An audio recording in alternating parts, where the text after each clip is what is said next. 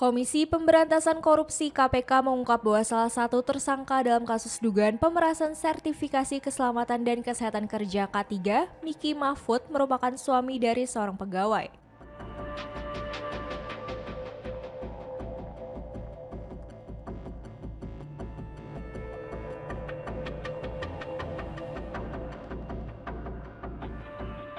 Miki Mahfud ditetapkan sebagai tersangka bersama mantan Wakil Menteri Ketenagakerjaan Immanuel Ebenezer dan 9 orang lainnya.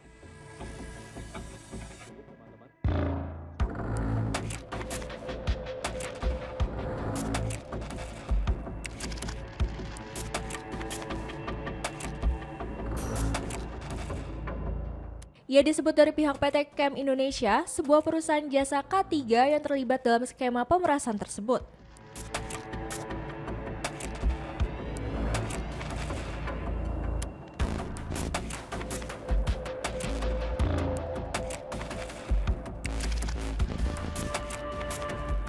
Ketua KPK Setio Budianto menjelaskan operasi tangkap tangan yang digelar pada 20 hingga 21 Agustus 2025 bermula dari penyerahan uang dari perusahaan jasa K3.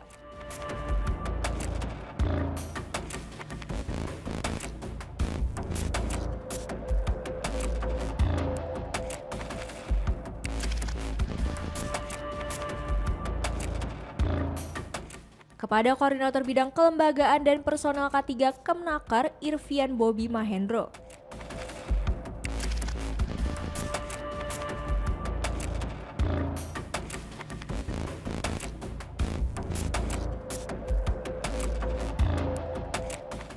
Dari proses penelusuran terungkap dugaan aliran dana juga mengalir ke sejumlah pejabat, termasuk Noel.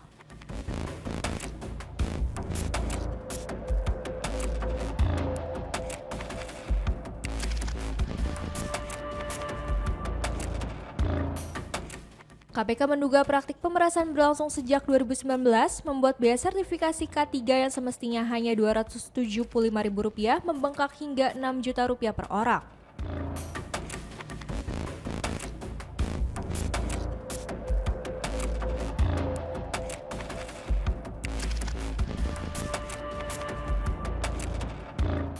Total dana yang terkumpul dari pemerasan sertifikasi tersebut diperkirakan mencapai Rp81 miliar.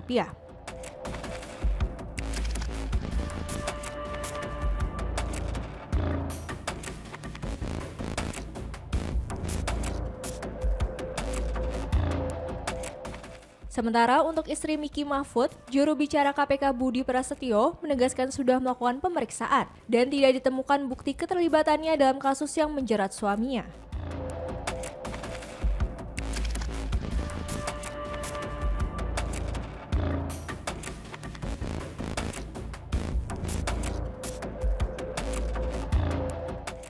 Jadi yang bersangkutan diamankan ya, turut diamankan dalam kegiatan tangkap tangan KPK, dan KPK secara profesional tidak menghentikan, tetap melanjutkan prosesnya, bahkan menetapkan yang bersangkutan yaitu saudara MM sebagai salah satu tersangka dari total 11 tersangka dalam perkara ini. Kemudian terkait dengan saudari yang merupakan istri dari saudara MM ini juga kemudian telah dilakukan pemeriksaan dan tidak ditemukan bukti ataupun petunjuk keterlibatan istri terhadap perbuatan-perbuatan yang dilakukan oleh suami, sehingga dalam konstruksi perkara tersebut bahwa perbuatan dugaan tindak pidana korupsi murni hanya dilakukan oleh pihak suami. Ya.